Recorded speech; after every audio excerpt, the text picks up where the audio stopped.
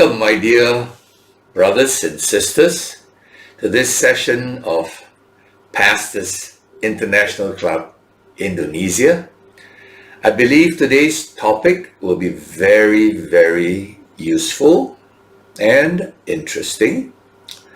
I believe that it's very needful at this time. The world is facing a crisis that has totally shocked us. Nobody anticipated this crisis. I was not anticipating this. I thought this was going to be much milder, but it has turned out to be much more than what I thought and what most people thought. Now, we need to understand this crisis as leaders of God's people. And I hope I can help you because of my background. Now, this problem is basically a medical problem. And I trained as a doctor. Many of you may know this, may not know this. I've trained as a doctor almost 50 years ago. I graduated from the University of Singapore, started a medical group that, thank God, became the largest medical group in Singapore at that time.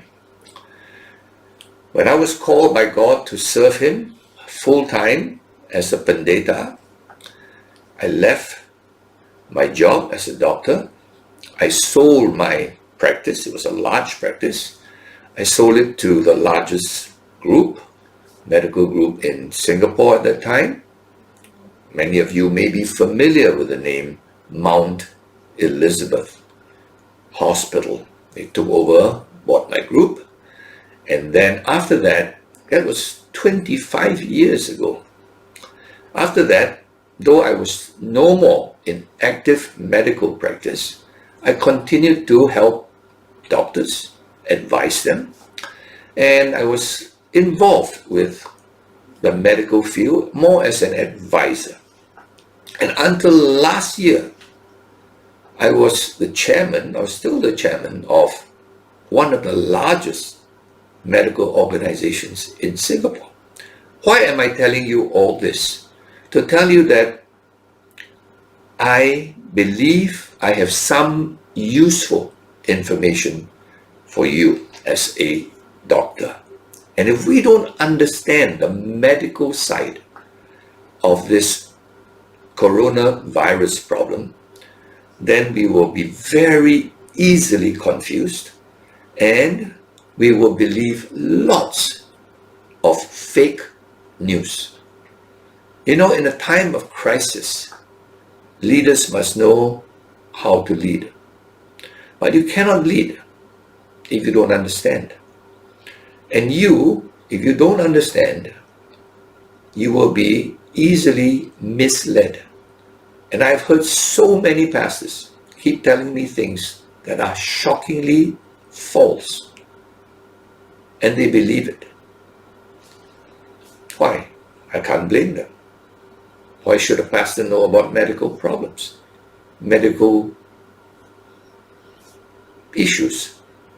So today I hope this will help you understand this problem. Now, COVID-19 was first identified in China about 6 months ago. In this 6 months, thousands of scientists, thousands of hospitals are trying to study this virus. I tell you what we know about this virus now. Very little. After 6 months, this virus is identified as a name. We know the virus. We know some things about it, but not a lot. And so you will keep hearing different opinions. But there are some things that are no more opinions. Some of the things now have become facts. Number one, it is super contagious. Very few infections ever are as contagious as this one. Why? Because most people who have this virus do not know they have it. Say, why? Because most people who have this virus have very mild symptoms. Not only mild, very common symptoms. So common and so mild that they think it's either a flu, maybe I'm tired, maybe I talk too much, because the symptoms are simply fever. All of us had fever before. Coughing. All of us have coughed before. A little dry throat. All of us had a dry throat before. And the vast majority of people who just have this and a bit of body tiredness, who has not been tired before. So unlike other sicknesses, diseases that you can see, sometimes you get spots on your face, right? Sometimes you get like malaria, just shivering all the time. Hey, even a non-doctor will tell you, that's malaria. Or dengue. Wow, your body aches are so terrible. And then you see your face getting like rashes.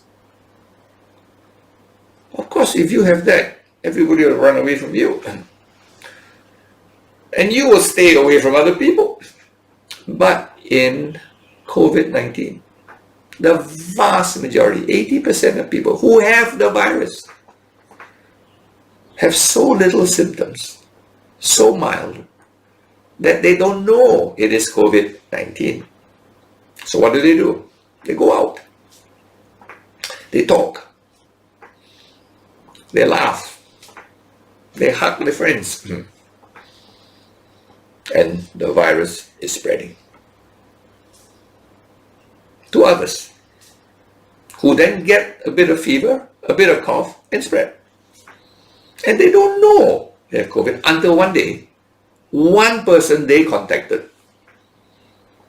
maybe an older person, generally older people, 60 and above, gets really sick, gets pneumonia, cannot breathe, and goes to the hospital. And everybody said, COVID-19. Right? And he dies. Then they start to test. How did he get it? Then the son will say, I don't know. All I had was just a cough. Oh, you got COVID test. Son got COVID. Then ask the son, how do you get it? I don't know. I just have my office friends. And we work together. And then they test the office friends. Oh, they had it. They didn't know. But because of one guy died, then they realized. And then another one will die. One of their fathers will die. And one of their opum will die. And then, oh my goodness, there's so much COVID here. But the problem is, right up to this point, not many people are tested.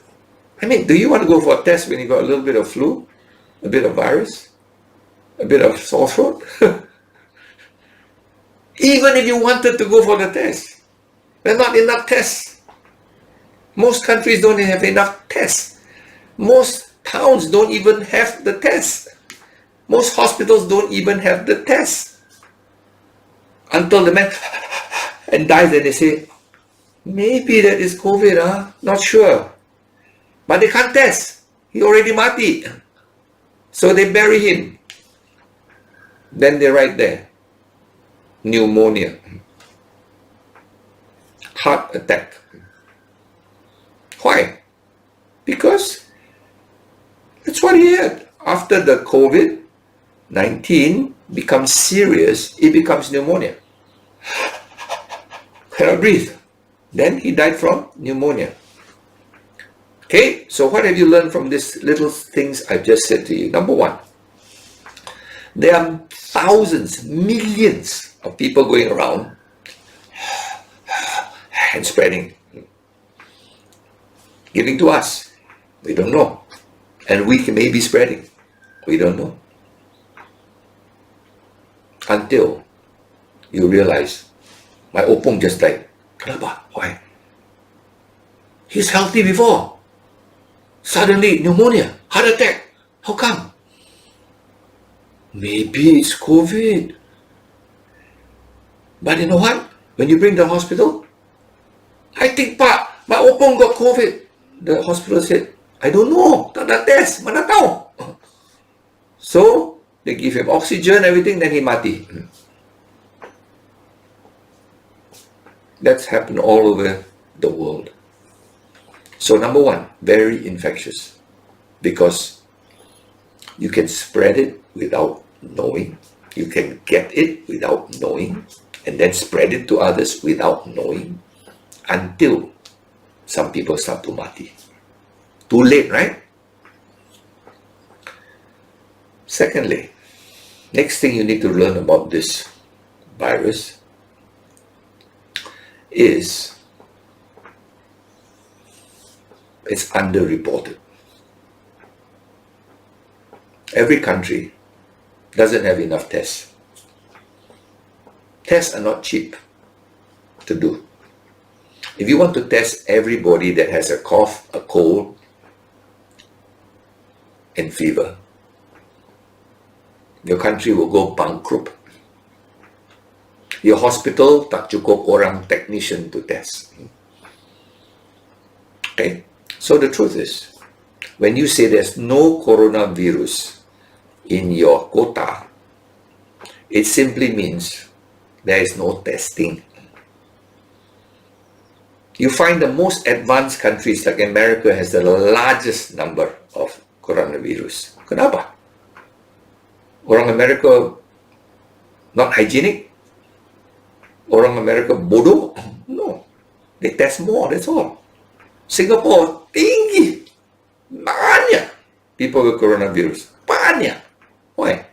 Orang Singapore tak tahu cuci tangan, tak tahu pakai face mask. No, nothing to do with that. Orang Singapore weak, so they get sick. No. They test, that's all. So when you see a country at a number of cases high, it just means they do more testing. Country with few cases, not they are strong and different, no.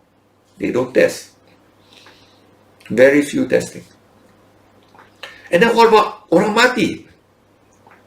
How come in America, so many orang mati? Europe, in Germany, France, Spain, banyak people mati. Why? They test lah. After the man mati, they check, coronavirus, bukan pneumonia, not heart attack, coronavirus causing heart attack.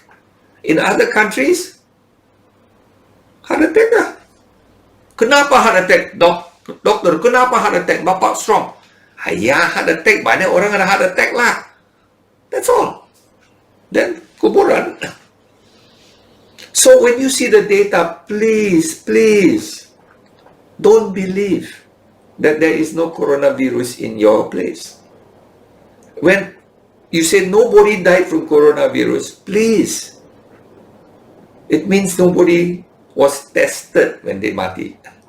Whether it was from coronavirus or not. So far, up to today, 300,000 people died from coronavirus. Reported. Mostly from the advanced countries. America, number 1. Europa, number 2. China also tinggi. Korea, Japan, tinggi. Singapore, tinggi. Other countries, tak ada coronavirus. Nobody died.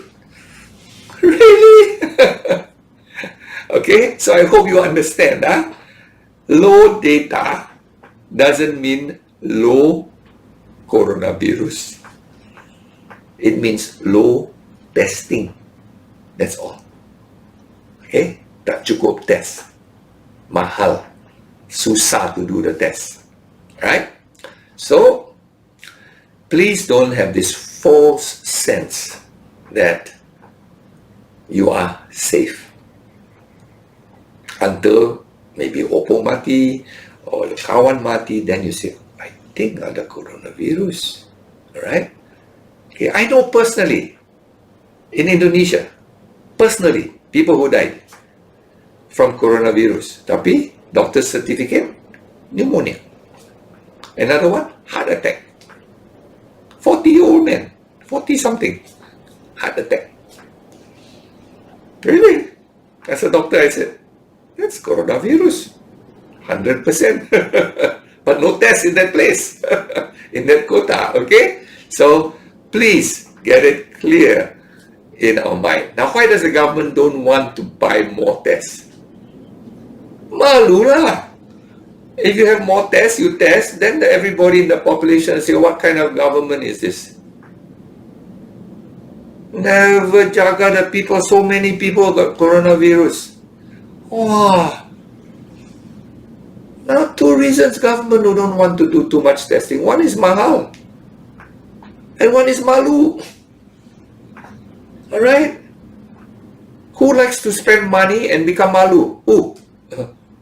As best, don't test, if possible. Okay? Until the crisis is completely out of control, then people will scream, kenapa no testing? Until now, just pretend. I'm telling you the facts. Okay? So I hope you get a clear understanding, right? Now, when will this end? I don't know. Nobody knows. Maybe God will just take it away. Maybe. But medically speaking, right? I'm talking as a doctor now, okay? The virus will continue spreading more and more as one person passes to another and pass and pass and pass. Until a vaccine is discovered that is good, effective, and safe. So how long would that take to discover the vaccine? As a doctor, I tell you, okay? My guess, minimum 2 years. That's from doctors' experience, because throughout human history, it takes usually 4-5 years to produce a safe and good vaccine. Not easy. Today there's fake news everywhere. Oh, this place discover a vaccine. This place discover a vaccine. Don't believe. All that is for publicity. If you have a company and you say you discovered something, news, you become famous. Everybody likes to be famous. Companies like to be famous. Scientists like to be famous. This is the best time you can make fake news and everybody wants to believe you. Because they hope you're right. So there's plenty of fake news. That, wow, this is breakthrough virus discovery for vaccine. Relax. Hundreds of laboratories are testing. Juta dollars are being spent. But let me tell you, getting a right, safe, and good vaccine is very difficult, especially in a new virus.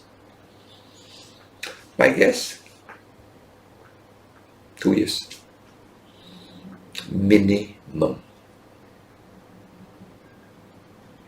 After the 2 years, let's say, vaccine discovered, good one, safe. You have to produce juta every day. Because you have to give people the vaccine. That will take time to produce. Then you have to take and inject satu. How many juta orang in Indonesia? How long would that take to vaccinate everybody? Long time. How much money will cost? Banyak. So, how many more years? 2 years to get the vaccine? Produce it? Banyak. Maybe 1-2 years. Vaccinate everybody? 4-5 years. Until then, everybody will be fearful of getting the virus. So, what happens? What can we do? 4 or 5 years. What can we do in the 4 or 5 years? Not much. Cuci tangan, make sure your hand is clean, don't touch things, and then touch your nose, touch your eye, touch your mouth. You get the virus. That's number 1. Number 2, pakai mask. Good mask, not just build a kain mask. No, proper doctor's mask, surgical mask, N95. Minimum.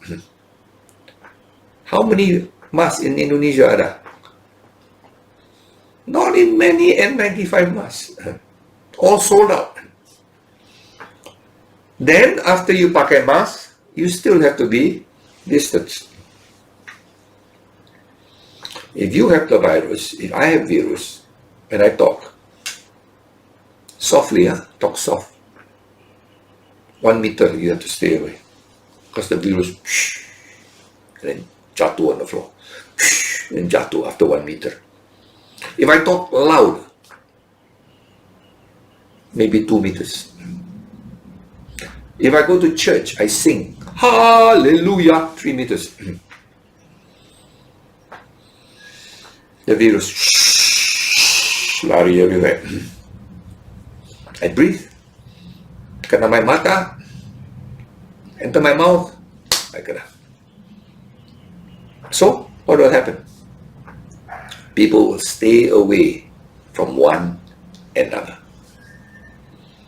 Have to, no choice. I don't want to mati. I don't want to get infected and I give to my bapa or my opong. Opong mati nanti. Usually older people. But young people they give to old people mati. So, what do? Stay away. Right? Problem. Church, how to stay away? Dekat-dekat. You sit next to me, I sit next to you. I sing, the person sit in front, virus go to him. Bro. Right? So what will happen? For a few years, people takut to go to crowded places. Old people may takut to go to church because they heard somebody mati in this church, somebody mati there. Better don't go. Maybe families, anak-anak takut to. Mau Sunday school. You go to Sunday school, the children main, you give them masker, they tarik down, their tangan, touch this, touch their mata. Oh, hygiene, children, susah. Better don't go to church. So, what happens? Many will not go to church. Even if church buka, orang takut. Then, some have to take angkut.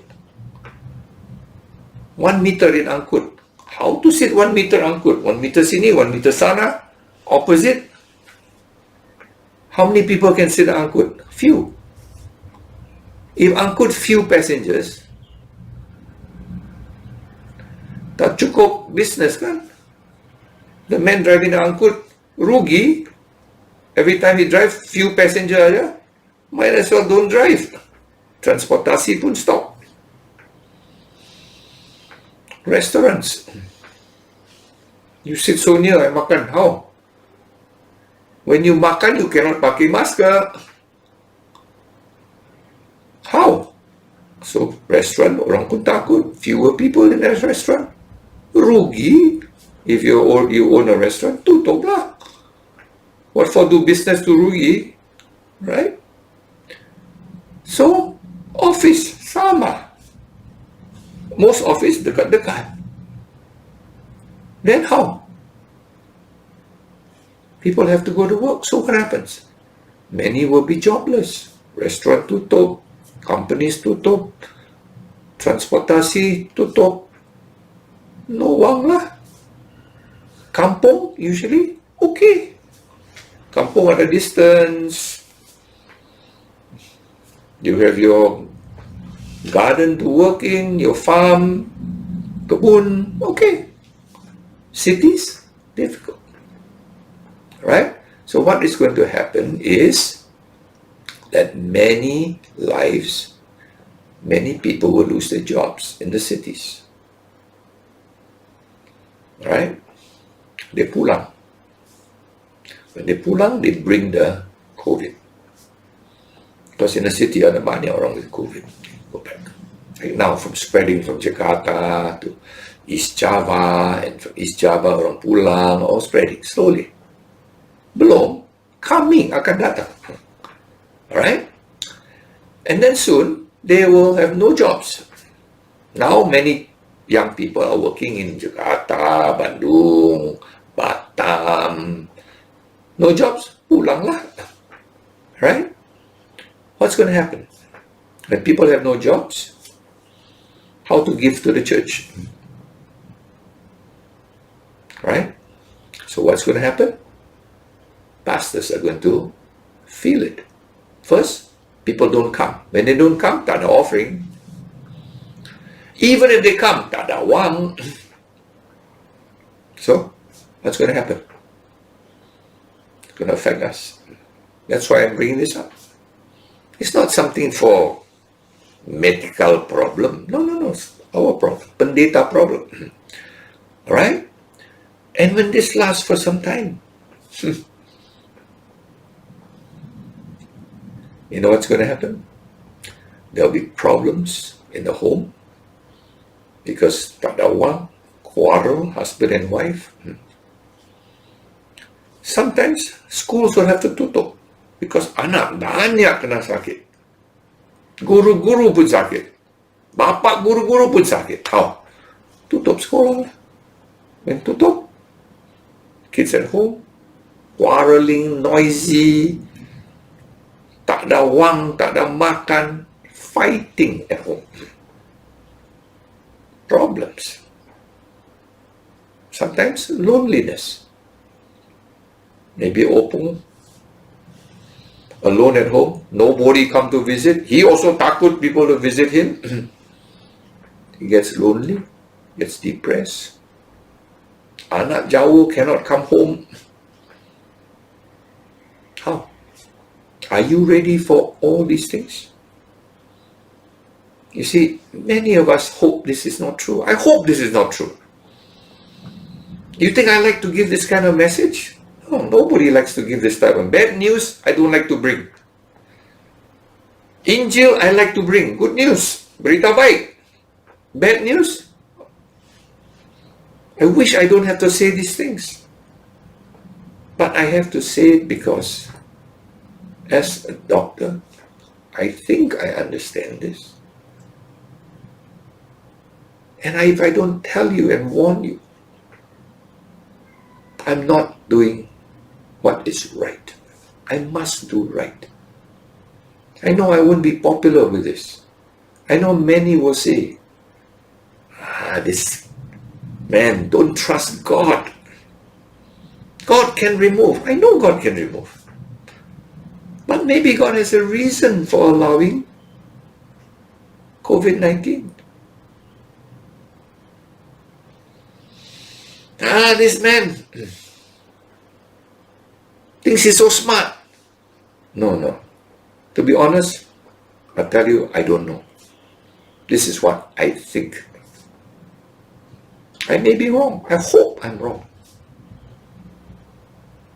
But I think from my training, from my understanding of medicine, it's not, the virus will not just go away. It will spread. From my training, producing a vaccine is very, difficult. Very difficult. Especially with a new virus. So I'm just telling you the facts. I hope you will pray about this and think about this. And I hope you will prepare.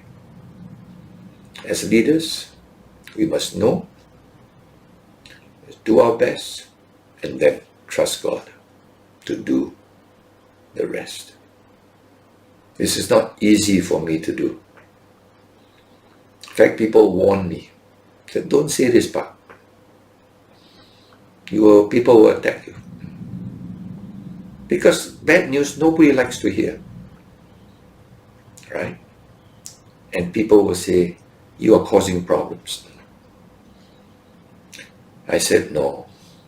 I believe if I know something and I don't share, I may not be right. But what I know, I must share. I believe everything I said from a medical viewpoint is correct. God is still higher than any medicine, higher than any scientist. God is still there. And I pray God will take it, the virus away. But if God does not, for whatever reason he has, I want to be ready. And I want my dear brothers and sisters, Pendetas in Indonesia, to be ready so that we can serve God as best we can in the new situation that we are in. May God bless you.